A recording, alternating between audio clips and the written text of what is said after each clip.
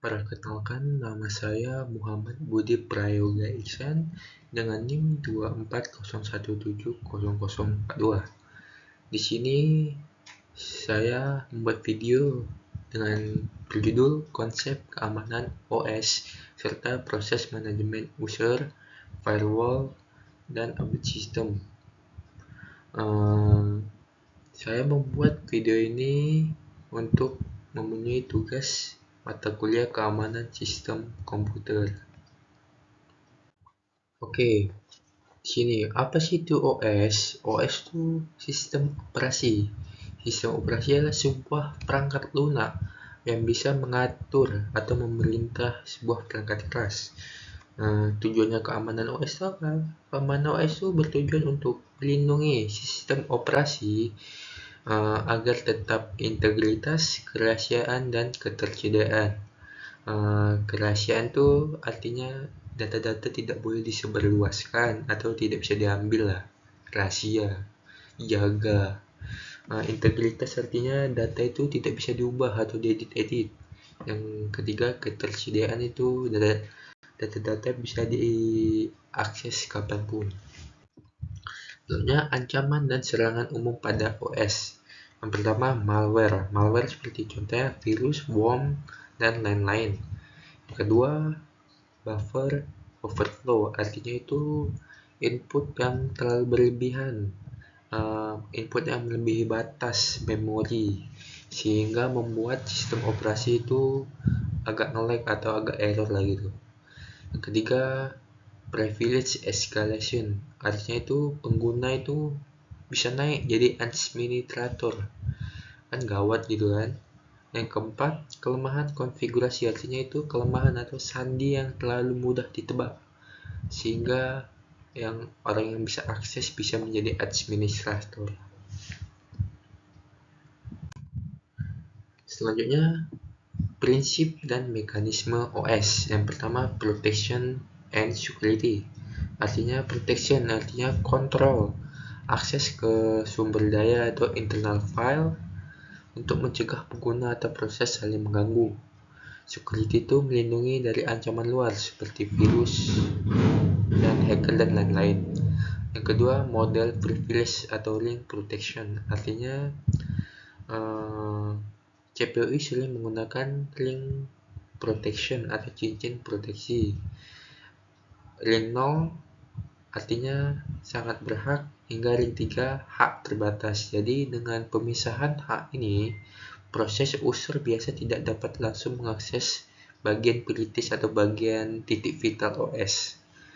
Yang ketiga, akses control. Artinya setiap objek atau file atau folder punya daftar lah siapa aja yang bisa diakses.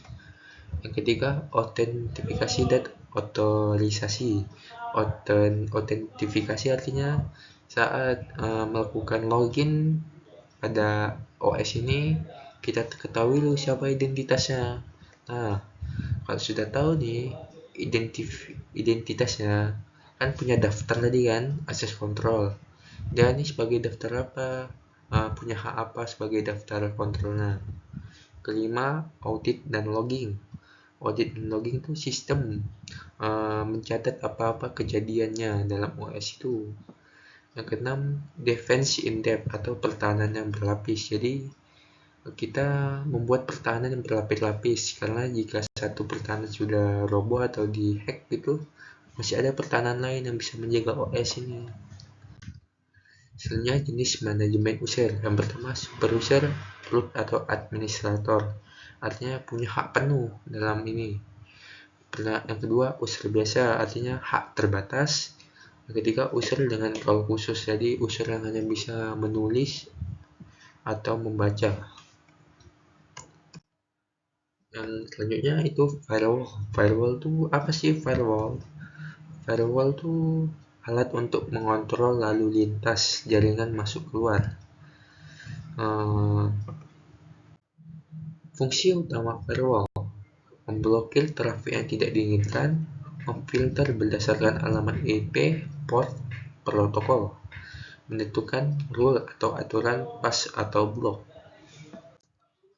Contoh firewall di Windows.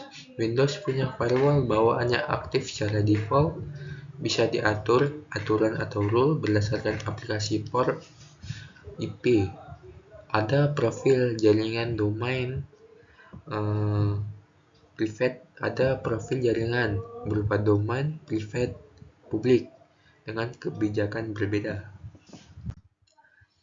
Mengapa pentingnya itu update sistem? Mengapa penting? Karena sistem yang kita bandingkan sistem lama dan sistem baru. Pasti sistem yang lama memiliki bug-bug atau celah-celah. Jadi kita mengupdate sehingga menutupi celah-celah itu tersebut. Proses dan strategi update sistem. Yang pertama, patch management. Patch management itu mengecek update secara berkala, atau bisa juga kita menguji update itu di PC atau apapun lah. Pengujian ada contohnya kita punya 2 komputer. Satu untuk menguji update-nya itu bagus atau enggak.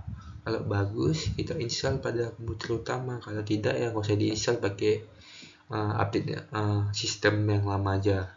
Yang kedua, automatic update, artinya kita update-nya secara otomatis. Yang ketiga, rollback plan, artinya jika update menyebabkan masalah, kita kembali ke masalah tersebut, ke sistem yang lama. Risiko jika tidak diupdate, seperti yang saya bilang tadi, jika tidak diupdate masih ada banyak celah-celah. Jadi banyak hacker-hacker atau orang-orang tidak bertanggung jawab yang mengotak-atik sistem OS itu. Jadi selalu harus kita update karena menutupi celah-celah. Sekian, terima kasih.